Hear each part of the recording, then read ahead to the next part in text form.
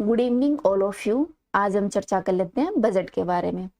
तो ये first video है जिसमें अपन चर्चा करेंगे कि बजट होता क्या है। बजट की जो बेसिक चीजें होती हैं, जैसे बजट जो घाटे वगैरह होते हैं, राजकोषीय घाटा, राजस्व घाटा क्या होते हैं, संविधान में बजट का क्या उल्लेख है, बजट कैसे जारी होता है, इसके बारे में अपन बेसिक चर्चा करेंगे। जो अपना सेकंड वीडियो आएगा उसमें अपन बजट जो निर्मला सीतारमण द्वारा जारी किया गया, जो अपनी वित्त मंत्री हैं 2023-24 का, उसके बारे में अपन चर्चा करेंगे। तो लेट्स स्टार्ट। दोस्तों, जो बजट है वो संविधान के अनुच्छेद 112 में उल्लेख किया गया है। वैसे तो संविधान में बजट शब्द का उल्लेख कहीं भी नहीं किया गया है। बजट के तौर पर संविधान में लिखा गया है वार्षिक वित्तीय विवरण। ठीक है। जो बजट होता है वो एक वित्त वर्ष के दौरान सरकार द्वारा अनुमानित प्राप्तियां और जो खर्च होता है उनका विवरण होता है। अर्थात सरकार आने वाले वर्ष में क्या प्राप्त करेगी और क्या खर्च करेगी, उन्हीं का लेखा जोखा बजट होता है। सरकार का जो वित्त वर्ष होता है वो 1 अप्रैल से प्रारंभ होकर 31 मार्च तक चलता है। ठीक है। बजट में राजकोषीय सरकार की जो राजकोषीय नीति होती है, अर्थात जो फिजिकल पॉलिसी होती है, उसका एक लेख पत्र होता है। बजट में शामिल होता है राजस्व एवं पूंजी की अनुमानित प्राप्तियां, राजस्व बढ़ने के उत्पाद और साधन क्या हो सकते हैं, खर्च का अनुमान, वास्तविक एवं खर्च का विवरण, अर्थात सरकार की जो वास्तविक प्राप्तियां क्या होती है और खर्च क्या होगा उसका विवरण, और आने वाले साल के लिए आर्थिक और वित्तीय नीति जो सरकार लेके आएगी। इसके अलावा कर व्यवस्था पर जो खर्च की योजना, और इसके अलावा जो नई योजना परियोजना सरकार बनाएगी, वही चीजें इसमें शामिल होती है। ठीक है। नेक्स्ट बजट के बारे में अपन बेसिक चर्चा करते हैं। क्या हुआ था कि 2017 से पहले बजट 2 रूप में जारी होता था। एक होता था रेलवे बजट और एक होता था आम बजट। सबसे पहले रेलवे बजट जारी किया जाता था। उसमें क्या होता था कि रेल मंत्रालय का जो आय व्यय था उसका लेखा जोखा होता था। और जबकि आम बजट होता था उसमें भारत सरकार के जो अन्य मंत्रालय बच गए रेलवे मंत्रालय के अलावा, उनके आय व्यय का कितना व्यय किया और कितना मिला उनका विवरण होता था। दोस्तों, क्या हुआ था कि 1921 में एक कमेटी बनी थी, एकवर्थ कमेटी। उसी की सिफारिशों पर 1924 में रेल बजट को और आम बजट को अलग अलग कर दिया गया था। फिर 2017 में विवेक देब्रोय समिति बनाएगी। इसकी सिफारिशों पर वापस से रेल बजट और आम बजट को मर्ज कर दिया गया। मर्ज करने के प्रमुख कारण क्या थे? रेल वित्त में लचीलापन लाना सबसे महत्वपूर्ण कारण था। दूसरा था रेलवे को नीति निर्धारण के अवसर उपलब्ध कराना। थर्ड, रेलवे राजस्व से सुनिश्चित वार्षिक अंशदान उपलब्ध कराकर सामान्य राजस्वों की सततता सुनिश्चित करना। इसके अलावा रेलवे को अपने विकास के लिए कार्यरत करना। दोस्तों, संविधान में बजट के बारे में कहा गया है कि राष्ट्रपति इसे हर वित्त वर्ष संसद के दोनों सदनों में अर्थात लोकसभा और राज्यसभा में पेश करवाएगा। बिना राष्ट्रपति की सिफारिश के कोई अनुदान की मांग नहीं की जाएगी। भारत की संतुष्ट निधि से कोई धन नहीं निकाला जाएगा। यह विधेयक है वो राष्ट्रपति की संतुति के आधार पर ही संसद में पूरी स्थापित किया जाएगा, अर्थात राष्ट्रपति मंजूरी देंगे तभी रखा जाएगा, अन्यथा नहीं रखा जाएगा। सेकंड है कि जो वित्त विधेयक होता है वो राज्यसभा में नहीं लाया जा सकता, अर्थात इसे लोकसभा में ही लाया जा सकता है। संसद किसी कर को कम कर सकती है और उसे समाप्त कर सकती है, लेकिन उसे बढ़ा नहीं सकती। बजट होता है वो राजस्व खाते से व्यय और अन्य व्यय को पृथक दिखाया जाता है। संविधान में संसद के दोनों सदनों में बजट के लिए क्या प्रावधान है उनके बारे में देख लेते हैं। वित्त विधेयक अर्थात जो धन विधेयक होता है उसे राज्यसभा में पूरी स्थापित नहीं किया जा सकता, अर्थात जो ये विधेयक होता है उसे सिर्फ लोकसभा में लाया जा सकता, राज्यसभा में नहीं लाया जा सकता। राज्यसभा में इस विधेयक पर अनुदान की जो मांग की जाती है उस पर कोई मत नहीं दे सकता था। यहाँ पर वोटिंग नहीं हो सकती।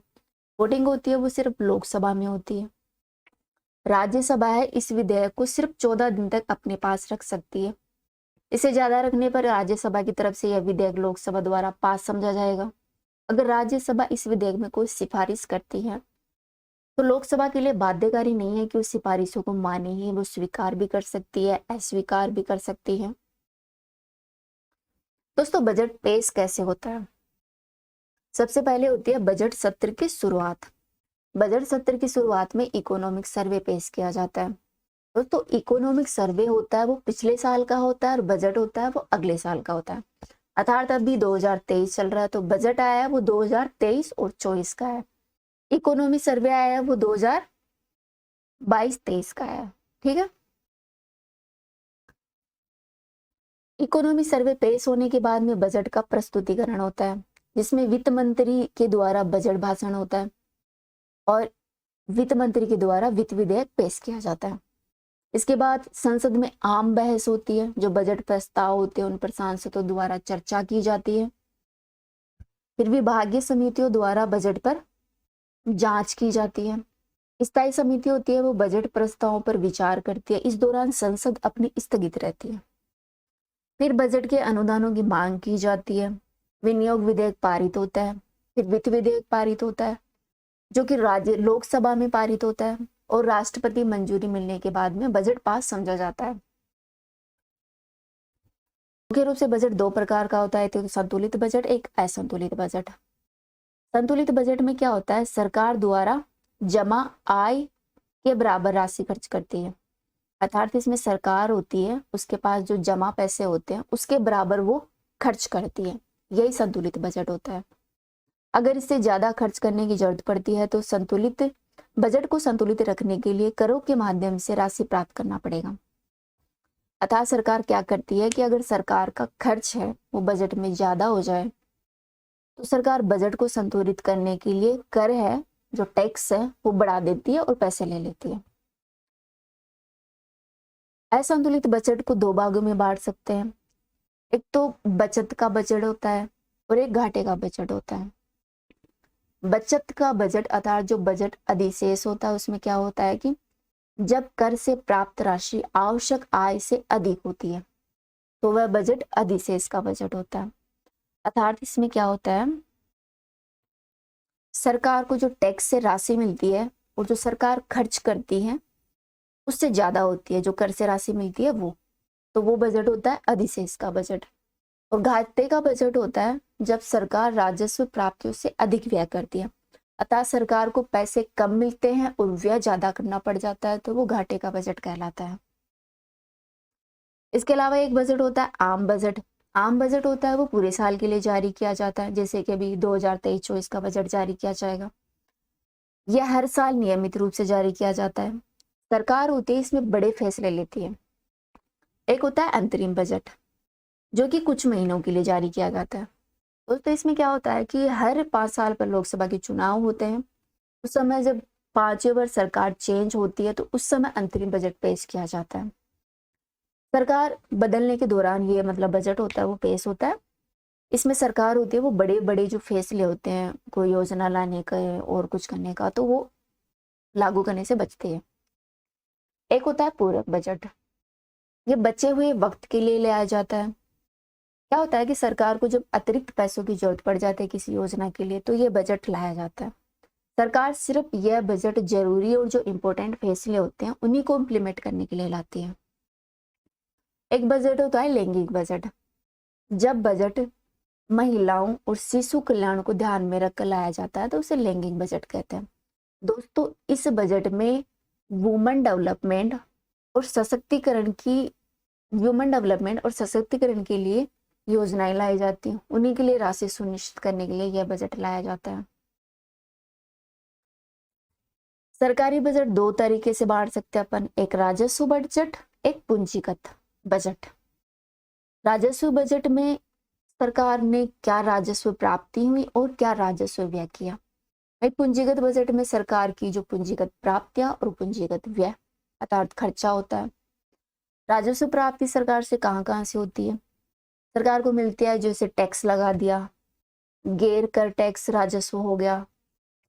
और राजस्व व्यय कहाँ होता है सरकार का, राजस्व व्यय होता है किन्हीं योजनाओं पर और जो गैर योजनागत व्यय होता है उन पर। और अपना जो पूंजीगत व्यय होता है वो भी योजनागत और गैर योजनागत पूंजीगत व्यय दो पार्टों में बांट सकते हैं। सबसे पहले अपन चर्चा करेंगे सरकार को प्राप्तियां कहाँ से होती हैं। प्राप्तियों में भी अपन देख लेते हैं सरकार को राजस्व प्राप्ति। राजस्व में तो कर राजस्व से, एक गैर कर राजस्व से। कर राजस्व जो टैक्स रेवेन्यू है वो सरकार को दो तरीके से मिलता है, एक डायरेक्ट टैक्स, एक इनडायरेक्ट टैक्स। डायरेक्ट टैक्स में आता है इनकम टैक्स और कॉपरेटिव टैक्स, अर्थात जो व्यक्तियों की इनकम पर टैक्स लगता है वो और कंपनियों पर लगाया गया निगम कर डायरेक्ट टैक्स के अंतर्गत आते हैं। दूसरा होता है इनडायरेक्ट टैक्स, जो उत्पादन कर होते हैं, अर्थात देश में जो भी वस्तुएं उत्पादित की जाती हैं उन पर लगाया जाने वाला टैक्स। सीमा शुल्क, सीमा शुल्क लगाया जाता है जो देश में अपन वस्तुओं का आयात निर्यात करते हैं उन गुड्स पर लगाया जाता है। एक होता है सर्विस टैक्स, संपत्ति कर और उपहार टैक्स। इसके अलावा सरकार को गैर कर राजस्व कहाँ से मिलता है, जो गैर टैक्स रेवेन्यू है वो कहाँ से आता है। सरकार को इसमें क्या होता है कि हाँ, विदेशों से, बाहरी देश हैं और जो इंटरनेशनल संगठन है उनके द्वारा सहायता अनुदान मिल जाती है, ग्रांट मिल जाती है। जैसे वर्ल्ड बैंक किसी योजना के लिए कोई ग्रांट दे देता है। तथा सरकार के निवेश से प्राप्त लाभांश, सरकार किसी चीज में निवेश करती है उनसे होने वाला प्रॉफिट, तथा सरकार द्वारा प्रदान की गई सेवाओं से प्राप्त शुल्क, और इसमें इंटरेस्ट रिसिप्ट्स होती है सरकार की। सरकार को पूंजीगत प्राप्तियां कहाँ से होती हैं? तो दोस्तों सरकार क्या होती है कि सरकार को ऋण के रूप में धनराशि मिलती है और संपत्ति को बेचने से भी धनराशि मिलती है। जिन संस्थाओं से ऋण लिया है उनकी अदायगी भी करनी पड़ती है, अतः ऋण है वो एक देयता उत्पन्न करती है। अतः सरकार जो ऋण लेती है उसका मतलब ये है कि उनको देना भी है। इसी प्रकार सरकारी संपत्ति की बिक्री से सरकार को वित्तीय संपत्ति की मात्रा कम हो जाती है। अतः सरकार होती है वो अपने जो PSU जैसे सार्वजनिक क्षेत्र के उपक्रम है उनकी अपनी अंश है जो शेयर है उनको बेच देती है, जिसे डिसइन्वेस्टमेंट अर्थात विनिवेश भी कहते हैं। इससे क्या होता है कि सरकार की ये जो प्राप्तियां होती है इनसे देयता पैदा होती है, अतः सरकार को देना होता है, और जो वित्तीय संपत्तियां हैं सरकार की वो कम हो जाती हैं, उसे ही पूंजीगत प्राप्तियां कहते हैं। अर्थात जो डिसइन्वेस्टमेंट अर्थात जो विनिवेश का जो मामला है वो पूंजीगत प्राप्तियों में आता है। जब सरकार नए ऋण लेती है तो इसका अर्थ होता है कि इस ऋण को लौटाया भी जाएगा। इसी भांति सरकार किसी संपत्ति को बेचती है तो इसका अर्थ है कि भविष्य से इससे आय प्राप्त नहीं होगी, अर्थात इससे आय है वो सरकार की समाप्त हो जाएगी। इस प्रकार जो पूंजीगत प्राप्तियां होती है वो ऋण उत्पादक और गैर ऋण उत्पादक दोनों हो सकती हैं। नेक्स्ट है राजस्व व्यय। राजस्व केंद्र सरकार का भौतिक और वित्तीय परिसंपत्तियों के सर्जन के अतिरिक्त अन्य उद्देश्यों के लिए किया गया व्यय होता है। इसके अंतर्गत क्या होता है, सरकारी विभागों के सामान्य कार्य तथा उनकी जो सेवाएं होती हैं उनके ऊपर किया गया खर्च, सरकार द्वारा जो ऋण लिया जाता है उन पर दिए गए ब्याज, राज्य सरकार और अन्य दल होते हैं उनको प्रदान किए गए अनुदान राजस्व खर्च में शामिल होते हैं। राजस्व खर्च को अपन दो भागों में बांट सकते हैं, तो योजनागत खर्च सरकार का और एक गैर योजनागत। योजनागत में केंद्रीय क्षेत्र की योजनाएं आती है जिसमें पंचवर्षीय योजना भी शामिल थी। इसके अलावा राज्य और केंद्र शासित प्रदेशों को केंद्र के द्वारा दी गई सहायता भी योजनागत व्यय में शामिल होती है। सरकार का गैर योजनागत खर्च होता है वो होता है सरकार द्वारा प्रदान की गई सेवाएं, जैसे कि पुलिस और डिफेंस पर सरकार का खर्च, और आर्थिक सेवाएं, आर्थिक सेवाओं में एग्रीकल्चर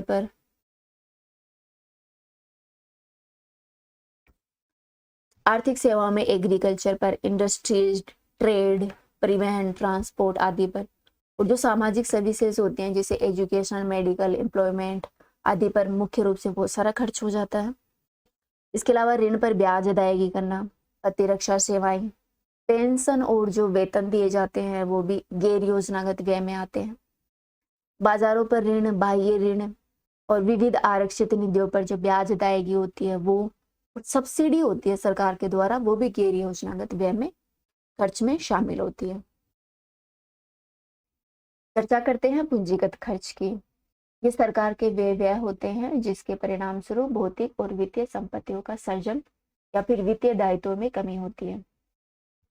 पूंजीगत खर्च के अंतर्गत सरकार भूमि अधिग्रहण पर खर्च करती है, कोई भवन बनवा लेती है, मशीन उपकरण खरीदती है, शेयरों में निवेश करती है, तथा केंद्र सरकार राज्य और संघ शासित क्षेत्रों को ऋण देती है, किसी सरकारी उपक्रम में सार्वजनिक उपक्रम को ऋण देती है। पूंजीगत व्यय को भी अपन दो भागों में डिवाइड कर सकते हैं, योजनागत व्यय और गैर योजनागत व्यय। योजनागत व्यय होता है पूंजीगत प्राप्तियों में और पूंजीगत व्यय में, खर्च में, वो राजस्व खर्च के समान होता है, जिसमें केंद्रीय योजनाएं राज्य तथा संघ शासित प्रदेशों की योजनाओं के लिए केंद्रीय सहायता से जुड़ा होता है। गैर योजनागत पूंजीगत व्यय में सरकार द्वारा प्रदत्त विविध सामान्य सामाजिक आर्थिक सेवाओं पर खर्च किया जाता है। दोस्तों, बजट है वो किसी भी देश की अर्थव्यवस्था का वास्तविक प्रतिबिंब होता है। इससे देश के आर्थिक जीवन का स्वरूप निर्धारित होता है। वित्तीय उत्तरदायित्व बजट अधिनियम 2003 के तहत बजट के 3 नीतिगत विवरणों का होना अनिवार्य है। पहला है मध्यवर्ती वित्तीय नीति विवरण, सेकेंड है राजकोषीय नीति संबंधी विवरण और तीसरा है समष्टि अर्थशास्त्रीय रूपरेखा संबंधी विवरण। इसमें जीडीपी वृद्धि दर, केंद्र सरकार के वित्तीय संतुलन, बाह्य संतुलन के संबंध में अर्थव्यवस्था के भविष्य का आकलन किया जाता है। मध्यवर्ती वित्तीय नीति विवरण में विशिष्ट वित्तीय सूचकों के लिए 3 वर्षीय चल लक्ष्य रहता है, जो इस बात को तय करता है कि क्या धारणीय आधार पर राजस्व प्राप्तियों के माध्यम से राजस्व व्यय किया जा सकता है और बाजार ऋण ग्रहण सहित पूंजीगत प्राप्तियों का उपयोग कितनी उत्पादकता के रूप में किया जा रहा है। दोस्तों, अपन ने चर्चा तो कर ली कि सरकार इतना खर्च कर रही है, इतना रुपया आ रहा है, जा रहा है, राजस्व खर्च हो रहे, पूंजीगत खराब व्यय हो रहे हैं। तो ये सरकार के पास पैसा कहाँ से कितना आता है, कहाँ कितना जाता है, ये भी अपन देख लेते हैं। सरकार के पास मान लो 1 रुपया है, 1 रुपया है, 1 रुपये में से 15 पैसे आते हैं वो कोऑपरेटिव टैक्स अर्थात निगम कर से आते हैं, 15 पैसे आते हैं इनकम टैक्स से, 4 पैसे आते हैं सीमा शुल्क से, 7 पैसे आते हैं केंद्रीय शुल्क उत्पाद शुल्क से, 17 पैसे आते हैं जीएसटी और जो अन्य होती हैं, 6 पैसे आते हैं कर विभिन्न प्राप्तियों से, 2 पैसे आते हैं ऋण विभिन्न पूंजी प्राप्तियां होती है उनसे, और 34 पैसे होते हैं सरकार की जो अन्य उधार और अन्य देयता जो दे रखी है उनसे मिल जाते हैं। सरकार का पैसा जाता कहाँ है? सरकार का 1 रुपए में से 9 पैसे चले जाते हैं केंद्र प्रायोजित योजना। दोस्तों, केंद्र प्रायोजित वो योजनाएं होती है जो केंद्र और राज्य दोनों मिलकर चलाते हैं। 17 पैसे चली जाती है केंद्रीय क्षेत्र की योजनाएं। केंद्रीय क्षेत्रीय योजनाएं वे हैं जो केंद्र सरकार पूर्ण रूप से स्वयं चलाती है, अर्थात उनका खर्चा पूरा का पूरा केंद्र सरकार उठाती है। 20 पैसे होते हैं वो ब्याज अदायगी पर, सरकार ने जो ब्याज लिए हैं उनको देना भी तो है, ऋण लिया है उन पर ब्याज भी देना पड़ता है। तथा डिफेंस में 8 पैसे खर्च हो जाते हैं।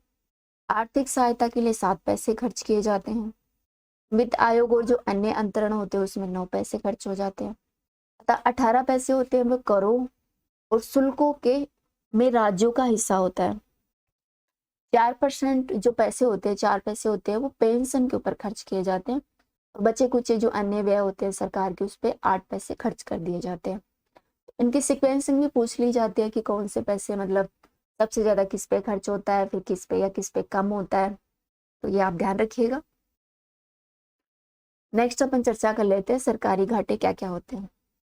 तो सबसे पहले घाटा आता है प्राथमिक घाटा, प्राइमरी डेफिशिएट। राजकोषीय घाटे में ब्याज अदायगी को घटाने पर प्राप्त होता है। यह राजकोषीय असंतुलन पर प्रकाश डालता है। प्राथमिक घाटा, सकल प्राथमिक घाटे का मतलब होता है सकल राजकोषीय घाटे में से निवल ब्याज दायित्व होते हैं सरकार के, उनको घटा दिया जाता है तो अपना प्राथमिक घाटा आ जाता है सामने। सेकेंड है राजस्व घाटा, रेवेन्यू डेफिशिएट।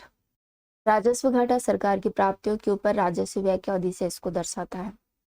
अतः इसमें क्या होता है, सरकार को प्राप्तियां कम और व्यय ज्यादा हो जाता है, खर्च ज्यादा होता है, मिलता कम है, खर्च ज्यादा हो जाता है। राजस्व घाटे के बराबर होता है राजस्व व्यय माइनस राजस्व प्राप्तियां। इफेक्टिव रेवेन्यू डेफिसिट केंद्र सरकार द्वारा राज्यों को पूंजीगत अनुदान होता है। इसमें संपत्ति निर्माण की शर्त पर दिए जाने वाले अनुदान भी शामिल होते हैं। नेक्स्ट है राजकोषीय घाटा। राजकोषीय घाटा सरकार के व्यय और ऋण ग्रहण को छोड़कर कुल प्राप्तियों का अंतर होता है। राजकोषीय घाटे में होता है राजस्व घाटा प्लस पूंजीगत व्यय। इसमें से माइनस कर दिया जाता है गैर ऋण से सर्जित पूंजीगत प्राप्तियां। सरकार का सकल राजकोषीय घाटा होता है कुल व्यय अर्थात राजस्व प्राप्तियां प्लस गैर ऋण से सर्जित पूंजीगत प्राप्तियां। इसके अलावा इसमें राजकोषीय घाटे में शामिल हो जाता है जो अपन घरेलू ऋण लेते हैं, वो सरकार जो जनता से ऋण लेती है वो, रिजर्व बैंक से लिए गए ऋण और तथा विदेशों से लिए गए ऋण भी इसमें आ जाते हैं। गैर ऋण से सर्जित पूंजीगत संपत्तियां ऐसी संपत्तियां होती हैं जो कि ऋण ग्रहण के अंतर्गत नहीं आती हैं, इसलिए इससे ऋण में वृद्धि नहीं होती। उदाहरण के लिए ऋणों की वसूली करना और सार्वजनिक उपक्रमों की बिक्री से जो प्राप्त राशि होती है वो अर्थात जो विनिमय से राशि मिलती है वो। निविल घरेलू ऋण में आते हैं ऋण उपकरण अर्थात इसमें क्या होता है कि जो विविध लघु बचत पत्र योजनाएं होती हैं उनके माध्यम से सरकार जनता से सीधे ऋण ले सकती है। और एसएलआर होता है, एसएलआर यानी जो वैधानिक तरलता अनुपात होता है, उसके माध्यम से इनडायरेक्टली सरकार व्यावसायिक बैंक होते हैं, कमर्शियल बैंक होते हैं, उनसे ऋण ले लेती है। राजकोषीय घाटे में राजस्व घाटे का एक बड़ा अंश यह दर्शाता है कि उधार का एक बड़ा हिस्सा उपभोग व्यय के लिए उपयोग किया जाता है, न कि निवेश के लिए। ठीक है, अब अपन देख लेते हैं कि बजट के जो अन्य महत्वपूर्ण तथ्य हैं वो क्या है। सिंगल लाइन में तो बजट निर्माण किया जाता है वित्त मंत्रालय का जो आर्थिक मामला जो विभाग होता है, इकोनॉमिक डिपार्टमेंट होता है, उसके द्वारा बनाया जाता है, जो कि वित्त मंत्रालय के अंतर्गत आता है। बजट शब्द की उत्पत्ति फ्रेंच भाषा के लातिन शब्द बुल्गा से हुई थी, जिसका अर्थ होता है चमड़े का थैला। दोस्तों, भारत में सर्वप्रथम बजट 7 अप्रैल 1860 को पेश किया गया था ब्रिटिश सरकार के द्वारा। उस समय ब्रिटिश सरकार के वित्त मंत्री थे जेम्स विल्सन के द्वारा। 1924 से 1999 तक बजट है वो फरवरी के अंतिम कार्यकारी दिन अर्थात शाम 5 बजे पेश किया जाता था। इस प्रथा को सर वेसिल ब्लैकेट ने 1924 में शुरू की थी। इसके पीछे का कारण यह बताया जाता है कि रात भर जागकर वित्तीय लेखा जोखा तैयार करने वाले अधिकारियों को थोड़ा सा आराम दिया जा सके।